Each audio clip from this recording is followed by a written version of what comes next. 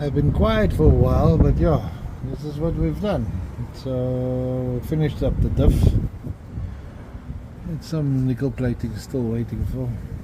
Yeah, so every bolt underneath is brand new, and everything is done. Okay, I think this looks nice. So we're busy inside with the stone chip. It was a lot of work. So yeah, eventually the thing that we were waiting for from Virgin Power in the UK, we eventually got. Yeah, so we've done this. So this needs another coat of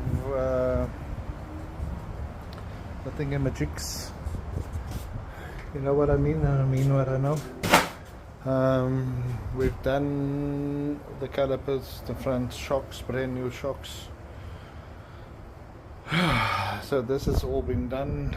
Front end has been done. So these stupid rabbits, we've been waiting from Burton Powers in the UK. A nice $400. Nah, that's nice. Nah. Okay. Well guys, like and subscribe. If you don't, just move on.